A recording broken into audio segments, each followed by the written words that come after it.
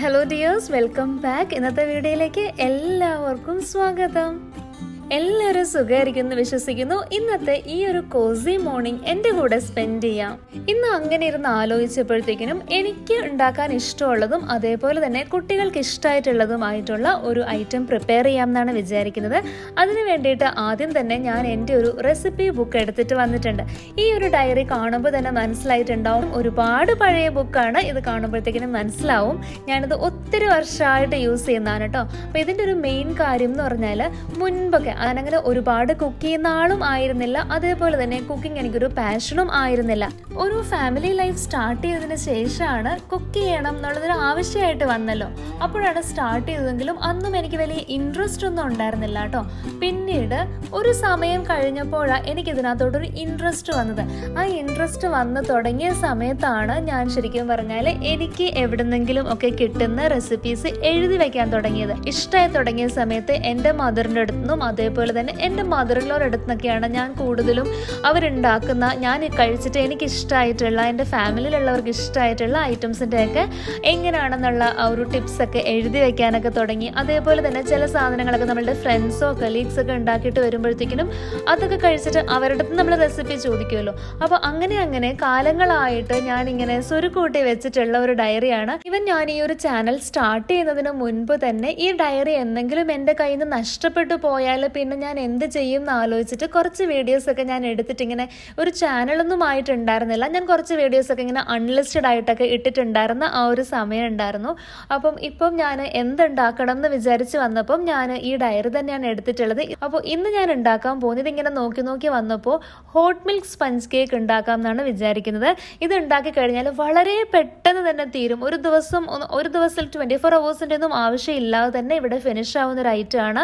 പിന്നെ അതിൻ്റെ ഒരു ഇൻഗ്രീഡിയൻസ് നോക്കിയപ്പോഴത്തേക്കിനും എല്ലാം ഇവിടെ ഇരിപ്പുണ്ട്. അതാണ് ഞാനിന്ന് ഉണ്ടാക്കി നോക്കാമെന്ന് വിചാരിക്കുന്നത് ഈ ഒരു കോസി മോർണിംഗിൽ. അതേപോലെ തന്നെ ഞാനിപ്പോൾ ചാനൽ സ്റ്റാർട്ട് ചെയ്തതിന് ശേഷം ഞാൻ തന്നെ എന്തെങ്കിലും ഉണ്ടാക്കാനായിട്ട് വിചാരിക്കുമ്പോൾ എൻ്റെ പ്ലേലിസ്റ്റ് നിങ്ങൾ നോക്കിയാൽ കാണാം. എനിക്ക് കൺവീനിയൻ്റ് ആയിട്ടുള്ള രീതിയിലാണ് ഞാൻ എൻ്റെ പ്ലേലിസ്റ്റ് അറേഞ്ച് ചെയ്തിട്ടുള്ളത്. അതിൽ ചിലപ്പോൾ 3 ingredients 2 ingredients എന്ന് പറഞ്ഞിട്ടുള്ള പ്ലേലിസ്റ്റ് ഉണ്ട്. അതേപോലെ തന്നെ ബനാന റെസിപ്പീസ്, അല്ലെങ്കിൽ മാംഗോ റെസിപ്പീസ്, ക്യാരറ്റ് റെസിപ്പീസ് എന്നൊക്കെ പറഞ്ഞിട്ടുണ്ടാവും. മെയിൻലി ഞാൻ അങ്ങനെ ചെയ്യാനുള്ള കാര്യം എന്താണെന്ന് വെച്ചാൽ, ചില സമയങ്ങളിൽ നമ്മൾ ഓർക്കില്ല എന്തുണ്ടാക്കണം എന്ന്. അപ്പോൾ എൻ്റെ കയ്യിൽ ഇപ്പോൾ കുറച്ച് ബനാന ഇരിപ്പുണ്ട്, അത് പഴുത്തു പോകുന്നു എന്നൊക്കെ ആകുമ്പോൾ ഞാൻ പോയിട്ട് എൻ്റെ തന്നെ പ്ലേലിസ്റ്റ് എടുത്തിട്ട് ബനാന റെസിപ്പീസ് നോക്കും. അതങ്ങനെ അതിൻ്റെ ഒരു തംബ്നെയിൽ നോക്കി വരുമ്പോൾ എനിക്ക് മനസ്സിലാവും, ഓക്കെ ഇന്ന ഐറ്റം ഉണ്ടാക്കാം, അതിലെല്ലാ സാധനങ്ങളും ഉണ്ടെന്ന്. ഞാൻ കേക്ക് ഉണ്ടാക്കാനായിട്ട് സ്റ്റാർട്ട് ചെയ്തത് ബനാന കേക്ക്, അല്ലെങ്കിൽ നമ്മൾ ബനാന ബ്രെഡ് എന്ന് പറയുന്ന ഒരു ഐറ്റത്തിലാണ്. അത് ഉണ്ടാക്കി വന്നപ്പോഴത്തേക്കിനും അനുഭവിച്ച ഒരു സന്തോഷം എന്ന് പറഞ്ഞാൽ, അതിനുശേഷം ഒരു കേക്ക് ഉണ്ടാക്കിയപ്പോഴും ഉണ്ടായിട്ടില്ല. കാരണം ലൈഫിൽ ആദ്യമായിട്ട് ഉണ്ടാക്കുന്നതാണ് ഈ ഒരു ബേക്ക് ചെയ്യുന്ന ഐറ്റം ആയിരുന്നു അന്ന് ഈ ബനാന ബ്രെഡ് അല്ലെങ്കിൽ ബനാന കേക്ക്. ഇന്ന് ഞാൻ എൻ്റെ ഒരു കേക്ക് ഉണ്ടാക്കാൻ വേണ്ടിയിട്ടുള്ള ബാറ്റർ പ്രിപ്പറേഷൻ കൂടുതലായിട്ടും ചെയ്തിട്ടുള്ളത് എൻ്റെ ഡൈനിങ് ഏരിയയിലാണ് കേട്ടോ.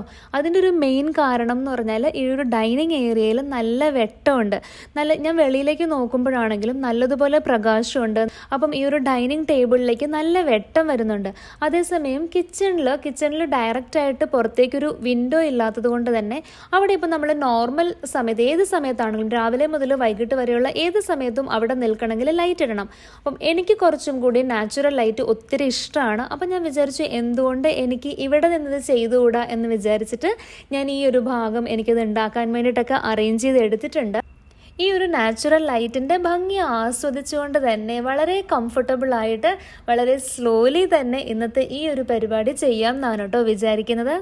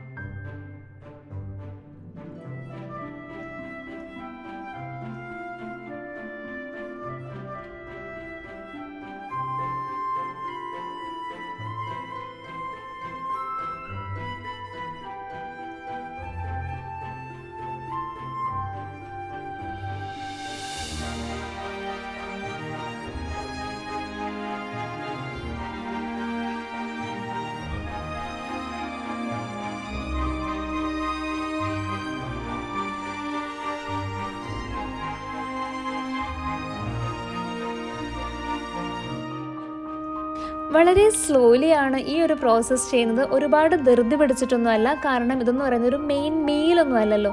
നമ്മളൊരു മീൽ പ്രിപ്പയർ ചെയ്യുമ്പോഴാണ് എനിക്ക് കുറച്ചും കൂടി ധൃതി തോന്നുന്നത്. കാരണം അത് ആ ഒരു സമയത്ത് എല്ലാവർക്കും കഴിക്കാനൊക്കെ കിട്ടുന്ന രീതിയിൽ അത് അറേഞ്ച് ചെയ്യണമല്ലോ. അതേസമയം മീലല്ലാതെ എന്തുണ്ടാക്കുമ്പോഴും ഞാൻ സ്ലോലി മാത്രമേ ചെയ്യാറുള്ളൂ, ആ ഒരു പ്രോസസ്സ് എൻജോയ് ചെയ്തിട്ട്.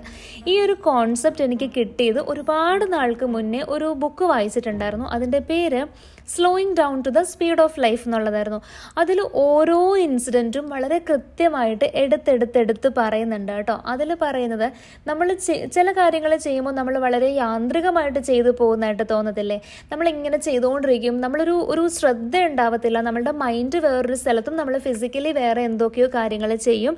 പക്ഷേങ്കിൽ അത് മാറ്റിയിട്ട് നമ്മൾ ചെയ്യുന്ന കാര്യത്തിലോട്ട് നല്ലതുപോലെ ഫോക്കസ് ചെയ്തിട്ട് ചെയ്തു കഴിഞ്ഞാൽ ആ ഒരു പ്രോസസ്സ് എൻജോയ് ചെയ്യാൻ പറ്റും എന്ന് പറഞ്ഞിട്ടുണ്ട്. അത് ഈ ഒരു ബുക്ക് വായിച്ച് കഴിഞ്ഞിട്ട് കുറച്ച് നാളുകൾക്ക് ശേഷം ഞാൻ തന്നെ ശ്രദ്ധിച്ചൊരു കാര്യം എന്ന് പറഞ്ഞാൽ, ഞാൻ മുൻപ് സ്ഥിരമായിട്ട് ഓഫീസിലേക്ക് പോകുന്ന വഴിക്ക് നല്ല ഭംഗിയുള്ള നല്ല രസമുള്ള ചെടികൾ നിൽപ്പുണ്ടായിരുന്നു സൈഡിൽ. അപ്പം ഞാൻ ഒരിക്കലും എത്ര വർഷങ്ങൾ അതിൽ കൂടെ പോയിട്ടും ആ ചെടികൾ ഞാൻ ശ്രദ്ധിച്ചിട്ടുണ്ടായിരുന്നില്ല എന്നുള്ളതാണ് സത്യം. കാരണം എനിക്ക് ആ ഒരു സമയത്ത് നമ്മളവിടെ എത്തുക എന്നുള്ളത് മാത്രമായിരുന്നു എൻ്റെ മുന്നിലുള്ള കാര്യം. പക്ഷെ അതിൽ പറയുന്ന കുറച്ച് കോൺസെപ്റ്റ്സ് ഉണ്ട്. അതിൽ പറയുന്നത്, ആ ഒരു ബുക്കിൽ പറയുന്നതെന്ന് പറഞ്ഞാൽ, നമ്മൾ എന്തായാലും നമ്മൾ ഡ്രൈവ് ചെയ്തൊക്കെ പോകുവാണെങ്കിൽ എന്തായാലും ഒരു ടൈം എടുക്കും. ആ ടൈമിലേ നമ്മൾ അവിടെ എത്തുള്ളൂ. അപ്പം അവിടെ എത്തുന്ന സമയം വരെയും എത്തൂ എന്നാലോചിച്ച് ടെൻഷൻ അടിച്ചിട്ട് ഒരു കാര്യമില്ല. അതേസമയം ആ എത്തുന്ന സമയം വരെയും നമ്മുടെ ചുറ്റിലും കാണുന്ന കാര്യങ്ങൾ എൻജോയ് ചെയ്ത് തന്നെ നമുക്ക് മുന്നോട്ട് പോകാൻ സാധിച്ചാൽ അത് നമുക്ക് തരുന്ന ഒരു മെൻ്റൽ പീസ് എന്ന് പറയുന്നത് എക്സ്പ്ലെയിൻ ചെയ്യാൻ പറ്റത്തില്ല. അത് അനുഭവിക്കുമ്പോൾ മാത്രം മനസ്സിലാവുന്ന ഒന്നാണ്. അങ്ങനത്തെ കുറച്ച് ഇമേജസ് ആണ് ഞാൻ കൂടുതലായിട്ടും എൻ്റെ യാത്രയിൽ കളക്ട് ചെയ്തിട്ടുണ്ടായിരുന്നത്. അപ്പോൾ ഇപ്പോൾ ഞാൻ തിരിഞ്ഞു നോക്കുമ്പോൾ ഞാൻ ഒരുപാട് നാൾ സ്ഥിരമായിട്ട് പോയിട്ടുണ്ടായിരുന്ന ആ ഒരു റൂട്ടിൽ, ആ ഒരു രാവിലത്തെ യാത്രയിൽ എനിക്ക് എൻ്റെ ഓർമ്മകളിൽ വരുന്നത് ഞാൻ അങ്ങനെ കളക്ട് ചെയ്തിട്ടുള്ള കുറച്ച് ഇമേജസ് ആണ്. അതേസമയം ആ സമയത്ത് എത്താൻ വേണ്ടിയിട്ട് ഞാൻ ധൃതി പിടിച്ച് സ്പീഡിൽ പോയതൊന്നും എനിക്ക് ഓർമ്മയില്ല. ആ സൈഡിൽ കൂടെ ഞാൻ കണ്ട കുറച്ച് നല്ല ഭംഗിയുള്ള ചെടികൾ, അതിന് ചെടിയെന്ന് പറയാൻ പറ്റില്ല, ഇങ്ങനെ പുല്ല് വളർത്തത്തില്ലേ, അതുണ്ടായിരുന്നു. അതേപോലെ തന്നെ ദൂരേന്ന് വരുമ്പോൾ സൂര്യൻ നല്ല മുകളിലായിട്ട് കാണാൻ പറ്റും. അതേപോലെ ഒരു സ്ഥലം കഴിയുമ്പോൾ ഒരു പാലമുണ്ട് അവിടെ, ആ പാലത്തിൻ്റെ അടിയിലേക്കാവും ആ സൂര്യൻ. ഈ രണ്ട് ഇമേജ് എൻ്റെ മനസ്സിൽ നല്ലതുപോലെ തങ്ങി നിൽക്കുന്നതാണ്. ഈ രാവിലത്തെ സമയത്ത് പോകണമെന്ന് ആലോചിക്കുമ്പോൾ ഞാൻ ആദ്യം ഓർക്കുന്ന രണ്ട് കാര്യങ്ങളാണ് ഇത് രണ്ടും. ഞാൻ ഈ ഒരു പ്രോസസ്സ് എൻജോയ് ചെയ്യാൻ തുടങ്ങിയതിന് ശേഷം എൻ്റെ മനസ്സിലേക്ക് ഞാൻ എടുത്തിട്ടുള്ള കുറച്ച് പിക്ചേഴ്സാണ്. അതിൻ്റെ വീഡിയോസ് എവിടെയെങ്കിലും എൻ്റെ ഫോണിലുണ്ടെങ്കിൽ ഞാനിവിടെ ആഡ് ചെയ്യാം കേട്ടോ.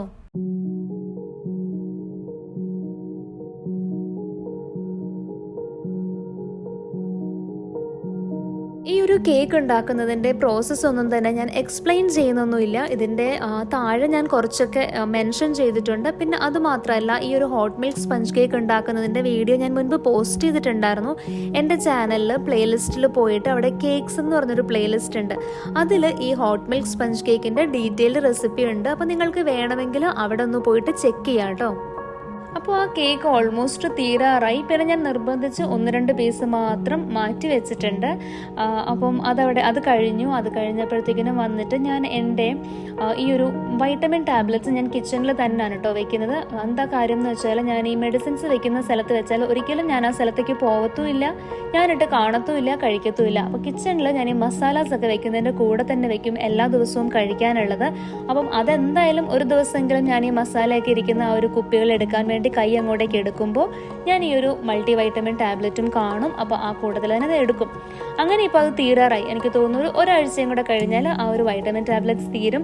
പലപ്പോഴും ഞാൻ ഇതേപോലെ മെഡിസിൻസ് മാത്രം വെക്കുന്ന ഏരിയയിലൊക്കെ വെച്ചിട്ട് പിന്നെ അത് ഉപയോഗിക്കാതെ, അത് എനിക്ക് തന്ന പ്രിസ്ക്രിപ്ഷൻ കംപ്ലീറ്റ് ആക്കാതെ ഒക്കെ പോയിട്ടുണ്ട്.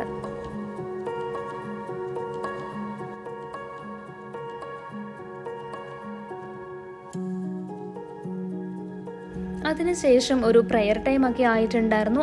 അതൊക്കെ കഴിഞ്ഞപ്പോഴത്തേക്കിനും പിന്നെ ഞാൻ ചെയ്യുന്നത് ഒരു കംപ്ലീറ്റ് ഒരു ഡീക്ലട്ടറിങ് ആണ് കേട്ടോ. ഈ ഒരു ഡീക്ലട്ടറിങ് ചെയ്യുന്നതെന്ന് പറഞ്ഞാൽ ഞാൻ കുറേ ക്ലോത്ത്സ് ഒക്കെ മാറ്റാൻ വേണ്ടിയിട്ട് കുട്ടികളുടെ നല്ല ക്ലോത്ത്സ് ഒക്കെ മാറ്റി വെച്ചിട്ടുണ്ടായിരുന്നു. അപ്പം അതെല്ലാം എടുത്ത് മാറ്റുന്നുണ്ട്. അതേപോലെ തന്നെ ചില സാധനങ്ങൾ നമ്മളുടെ കിച്ചണിലാണെങ്കിലും ഉപയോഗിക്കാത്ത സാധനങ്ങൾ മാറ്റി അതെല്ലാം തന്നെ ഞാനൊന്ന് അത് വെറുതെ മാറ്റി വെച്ചു എന്നുള്ളൂ. സെഗ്രിഗേറ്റ് ചെയ്തിട്ട് എങ്ങോട്ടേക്കാണ് മാറ്റേണ്ടത് എന്ന് വെച്ച് മാറ്റേണ്ട ഒരു ആവശ്യം ആയിട്ടുണ്ട്. അതിനെയൊക്കെ തന്നെയാണ് ഞാൻ പിന്നീടുള്ള ഒരു സമയം അതിനു വേണ്ടിയിട്ടാണ് യൂസ് ചെയ്തത്. അപ്പോൾ ഇത്രയൊക്കെ ഉള്ളൂ ഇന്നത്തെ വീഡിയോ. ഈ ഒരു കോസി മോർണിംഗ് നിങ്ങൾക്ക് ഇഷ്ടമായിട്ടുണ്ടാകും എന്ന് വിശ്വസിക്കുന്നു. അപ്പം മറ്റൊരു അടിപൊളി വീഡിയോ ആയിട്ട് നമുക്ക് വീണ്ടും കാണാം. അതുവരേക്കും take care and stay safe.